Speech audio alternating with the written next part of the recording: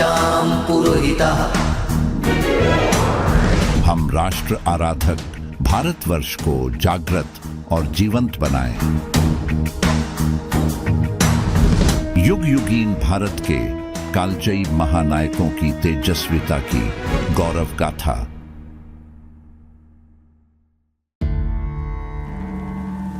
कर चरण कृतं वा कायजं कर्मजं वा श्रवणनयनजं वा मानसं वा पराधं विहितमविहितं वा सर्वमेतत् क्षमस्व।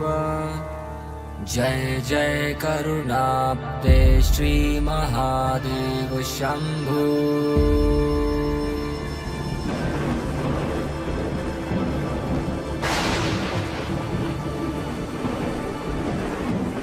महादेव 84 ही क्यों?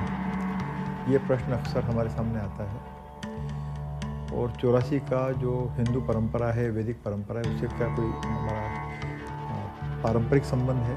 क्योंकि 84 शब्द कई बार इस्तेमाल होता है। दूसरा, महादेव का 84 से क्या संबंध है? 84 महादेव ही क्यों है?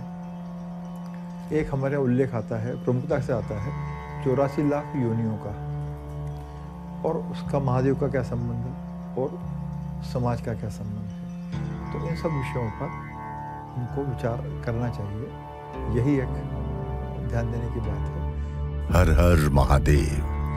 हमारी 84 महादेव की यात्रा चल पड़ी है और आज हैं हम अपने पहले पड़ाव अगस्त्येश्वर में। नाम से ही स्पष्ट है कि इन महादेव का संबंध कहीं न कहीं अगस्त मुनि से अवश्य है। पर कैसे? क्या इनकी स्थापना अगस्त्य ने की थी? नहीं, अगस्त्य ने तो इस प्राचीन लिंग का पूजन करके अपने पाप से मुक्ति पाई थी। एक ऋषि और पाप, बात कुछ अटपटी लगती है। आपके मन में भी कुछ और प्रश्न उछल कूद करें, उससे पहले ही हम सीधे पौराणिक कथा में प्रवेश कर जाते हैं। अगस्त्येश्वर महादेव की कथा, स्कंद पुराण अवंती खंड के 84 महादेव महात्म्य का पहला अध्याय। देवता दानवों से पराजित होकर निराश हैं। स्वर्ग छूट चुका है। निरुपाय होकर भूलोक में यहां वहां भटक रहे हैं और ऐसे ही भटकते हुए उन्हें सहसा दर्शन हो जाते हैं तेजस्वी अगस्त्य मुनि के। देवता अपनी व्यथा कहकर उनसे अपने कष्ट को हरने की प्रार्थना करते हैं। देवताओं की दशा सुन अगस्त्य क्रोध से भर उठते हैं और कालाग्नि के समान प्रदीप्त दिखने लगते हैं और उन प्रदीप्त किरण जाल से दग्ध होकर हजारों की संख्या में दैत्य अंतरिक्ष से गिरने लगते हैं। जो बचते हैं वो भयवश पाताल में चले जाते हैं। लेकिन ये क्या? दैत्य दानवों के वध के उपरांत अगस्त्य को कोई प्रसन्नता अथवा संतोष नहीं। वे तो उल्टा शोक से मूर्छित हो जाते हैं। उनका मन तो चिंता और उद्वेग से भर गया। सोचने लगे, कृतं घोरं महत्पापं हता यद्दानवा मया अहिंसा परमो धर्मो मनुना कथ्यते यतः किं करोमि क्व गच्छामि कथं शुद्धेय चाप्यहम्। क्या सोचते हैं कि मैंने दानवों को मारकर महापाप किया है, क्योंकि मनु ने अहिंसा को ही परम धर्म बताया है और मैं तो यहाँ हिंसा कर गया। अब क्या करूं? कहां जाऊं? कैसे शुद्ध हूं? अगस्त्य ऐसे ही चिंता सागर में डूबे जा रहे थे। तभी होता है पितामह ब्रह्मा का आगमन। वे पूछते हैं कि क्यों चिंतित हो वत्स? अगस्त्य कहते हैं कि मेरा अंतर्मन जला जा रहा है। मुझे ब्रह्म हत्या लगी है। बहुकाल में अर्जित मेरा तप नष्ट हो गया। कृपया मेरी पाप मुक्ति का उपाय बताइए। ब्रह्मा कहते हैं, महाकाल वने दिव्ये यक्ष गंधर्व सेविते उत्तरे वटयक्षिण्यां यत्तल्लिंगमनुत्तमम् पिशाचास्यापि तीर्थस्य भागे दक्षिणतस्थितं तं समाराध्य तत्सर्वं पापन्नाशमवाप्नुयात्। अर्थात दिव्य महाकाल वन में पिशाच तीर्थ के दक्षिण तथा वट यक्षिणी के उत्तर में एक अत्युत्तम लिंग है, जिसकी आराधना से तुम पाप मुक्त हो जाओगे। आज भी यदि मानचित्र पर देखें तो अगस्त्येश्वर मंदिर ठीक पिशाच मुक्तेश्वर के दक्षिण में स्थित है। हाँ, वो वट यक्षिणी अवश्य कोई वट वृक्ष रहा होगा अगस्तेश्वर के दक्षिण में। अगस्त्य मुनि वहां पहुंचे, अहर्निश आराधना की, महादेव प्रकट हुए और उनकी कृपा से अगस्त्य हुए पाप मुक्त। आगे महादेव बोले कि तुमने जिस ब्रह्म हत्या नाशक लिंग की पूजा की वो तुम्हारे नाम से ही अगस्तेश्वर के रूप में विख्यात होगा। यस्त्वया पूजितो देवो ब्रह्म हत्या विनाशनः त्वन्नाम्ना त्रिषु लोकेषु सोऽयं ख्यातो भविष्यति अगस्तेश्वर देवोऽपि विख्यातो भुवनत्रये। इस कथा में ब्रह्म हत्या शब्द थोड़ा अटपटा लगता है। भला दैव दानवों के वध से कैसी ब्रह्म हत्या? तो हमें ध्यान देना होगा, चाहे देव हो, दैत्य हो, दानव हो या नाग, या हो गाय, कुत्ता, गरुड़ आदि, सभी प्राणी कश्यप ऋषि की संतान कहे जाते हैं। कश्यप की भिन्न भिन्न पत्नियों से भिन्न भिन्न प्रकार की संतति उत्पन्न होने की कथा विविध पुराणों में है। कश्यप के विषय में कहा गया कि जो पश्यक अर्थात देखने वाला है वही कश्यप है, निरंतर प्रेक्षण करने वाला अनुसंधाता।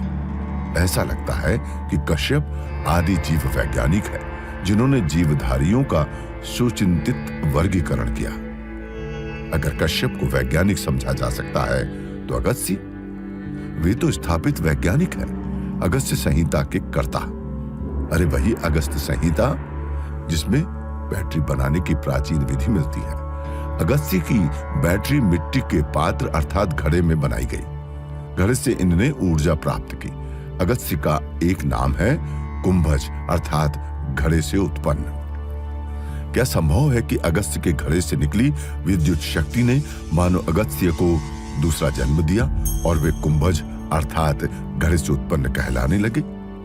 क्या यही विद्युत शक्ति ही तो उनका वो तेज न थी जिसने दैत्यों को नष्ट कर दिया? व्याकरण के अनुसार अगस्त्येश्वर का अर्थ है अगस्त्य के ईश्वर, और अगस्त्य शब्द की एक व्युत्पत्ति है। अगः कुंभः तत्रस्त्यानः संहतः इति अगस्त्यः, अर्थात कुंभ से उत्पन्न किंतु एक और प्रकार की व्युत्पत्तियां। अगस्त्य, यह जो नाम है इसमें एक शब्द आया अग। अग है क्या? न गच्छति इति अगः, जो नहीं जाता है कहीं, जो स्थिर है वो अग है। अग अर्थात पर्वत। फिर कौन सा पर्वत, किस पर्वत की बात हो रही है जो अगस्त्य मुनि से जोड़ा गया है? तो कहा विंध्याख्यम अगम अस्यति। फिर कहा अगम विंध्याचलम स्त्यायति स्तवनाति, अर्थात जो विंध्याचल नामक पर्वत है उसका स्तंभन जिन्होंने किया वो है अगस्त्य। इससे भी अधिक सटीक लगती हैं और हमारे सामने लाती हैं अगस्त्य का एक नया आयाम, अर्थात विंध्याचल नामक अग अर्थात पर्वत का स्तंभन करने के कारण ये अगस्त्य कहलाए। पौराणिक कथा अनुसार एक समय विंध्याचल ने सबसे ऊंचा पर्वत बनने के लिए तपस्या की और वरदान स्वरूप वो बढ़ता चला गया। वो इतना ऊंचा हो गया कि सूर्य का प्रकाश बाधित होने लगा। तब संसार के हित की कामना से अगस्त्य मुनि उसके निकट आए और जैसे ही विंध्याचल ने लेटकर दंडवत प्रणाम किया तो अगस्त्य ने वचन ले लिया कि मैं दक्षिण की ओर जा रहा हूं, जब तक लौटूं नहीं तब तक तुम भी न उठोगे। और ये कहकर अगस्त्य जो निकले तो कभी दक्षिण से लौटे ही नहीं। कहीं ऐसा तो नहीं कि कभी विंध्याचल की कुछ चोटियां बहुत ऊंची हों और किसी बड़े भूकंप से वहां भारी भूस्खलन हुआ हो और ऊंची चोटियां छोटे ढेर में बदल गई हो और अधिक भूस्खलन न हो, इसलिए वृक्षारोपण आदि किसी विधि से अगस्त्य ने संरक्षण के उपाय किए हों। वही विंध्याचल का स्तंभन कहा गया। पर्वत का स्तंभन कैसे किया, कब किया, क्यों किया? अब इसका अगर हम पता लगाना चाहें तो पुराणों में कथा मिलती है कि जो विंध्याचल पर्वत है सबसे ऊंचा पर्वत बनने के लिए इसने घोर तप किया और उस तप के फलस्वरूप जो वरदान मिला, इसके बाद इसने बढ़ना प्रारंभ किया। विंध्याचल बढ़ता गया, ऊंचा ऊंचा ऊंचा और ऊंचा, वो इतना ऊंचा कि सूर्य का प्रकाश भी बाधित होने लगा। और जब सूर्य का प्रकाश बाधित होगा तो स्वाभाविक है समाज में उथल पुथल होगी। और जब समाज में उथल पुथल होगी, भारतीय ऋषि घर में बैठा रहेगा क्या? वो समाज के संकट को दूर करने का प्रयास करेगा। अगस्त्य विंध्याचल पहुंचे और जैसे ही ये विंध्याचल पहुंचे, विंध्याचल ने लेटकर दंडवत प्रणाम किया। और उसी समय अगस्त्य बोले कि सुनो भाई विंध्याचल, हम दक्षिण दिशा की ओर जा रहे हैं और जब तक हम लौटे नहीं तुम इसी प्रकार लेटे हुए रहोगे। और इतना कहकर अगस्त्य जो दक्षिण गए तो फिर कभी लौटे ही नहीं। जिस व्यक्ति ने, जिस भारतीय ऋषि ने समाज के कल्याण के लिए अपने स्थान को सदा के लिए छोड़ दिया, ऐसे अगस्त्य के ईश्वर हैं अगस्त्येश्वर। ये जो अगस्त्येश्वर की कथा में पर्वत का स्तंभन कैसे हुआ होगा, पौराणिक कथा है, लेकिन इसके पीछे तर्क क्या हो सकता है? क्या वो घटनाक्रम रहा होगा? कैसे हुआ होगा? क्या ऐसा है कि किसी समय जो विंध्याचल पर्वत है उस पे उसकी कई ऊंची ऊंची चोटियां रही होंगी और कोई बड़ा भूकंप हुआ हो और उसके बाद भारी भूस्खलन हुआ हो और वो जो ऊंची ऊंची चोटियां थी वो टूटकर छोटे छोटे ढेरों में बदल गई हो। आगे और भूस्खलन ना हो और कोई क्षति ना हो, हानि ना हो, इसके लिए अगस्त्य ने वृक्षारोपण सदृश कुछ संरक्षण उपाय किए हों और इनको ही पुराणकारों ने नाम दे दिया विंध्याचल का स्तंभन। क्या अगस्त्य भूवैज्ञानिक भी थे? भूविज्ञान से उनका संबंध भले अभी बस अनुमान हो, पर व्याकरण से संबंध तो बहुत स्पष्ट है। अगस्त्य दक्षिण भारत में तमिल व्याकरण के कर्ता अगस्त्य मुनि के रूप में प्रसिद्ध हैं। अगस्त्येश्वर की कथा में दर्शन होते हैं भारतीय ऋषि के कोमल हृदय के भी। प्रकृति ने दानवों के लिए स्वर्ग नहीं बनाया, लेकिन वे उस पर अधिकार करते हैं। ऐसे में प्रकृति विरुद्ध जन का नाश करने के बाद भी भारतीय ऋषि द्रवित हो उठता है। प्रकृति संरक्षण के लिए अपराधी को दंडित किया, पर अपनी ऊर्जा, अपने तेज को हिंसात्मक कार्य में लगाया। इससे ऋषिमन उद्विग्न हो उठा। ऐसे महान ऋषि वैज्ञानिक को जहां चित्त की शांति मिली, वो स्थान है अगस्त्येश्वर महादेव मंदिर। जरा देखें इसकी वास्तु को।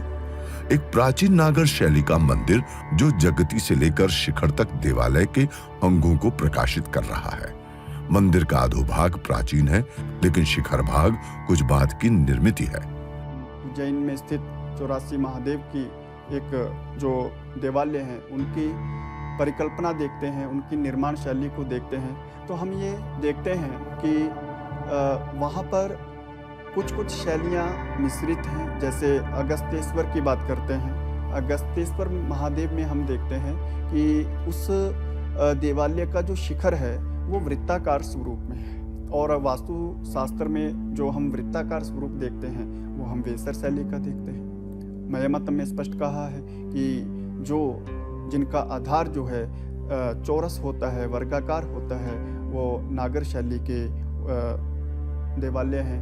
जिनमें अष्टकोण होता है वो द्राविड़ के, और जो वृत्ताकार रहते हैं वो वेसर शैली के उदाहरण हैं। तो इसमें हम देखते हैं कि अगस्त्येश्वर महादेव जो है वो एक मिश्रित शैली, यानी उसको हम कह सकते हैं कि वो एक वेसर शैली का स्पष्ट उदाहरण हमारे सामने है। और इसी के साथ अन्य जो 84 महादेव हैं, तत्कालीन जिस समय में उस देवालय का निर्माण हुआ अथवा उसका जीर्णोद्धार हुआ, तो तत्कालीन जो एक परंपरा रहती है, जो एक निर्माण परंपरा रहती है, तो उस काल की परंपरा का प्रभाव भी हमें देखने को मिलता है। सामने मंडप में रोचक प्रकार के 10 स्तंभ हैं।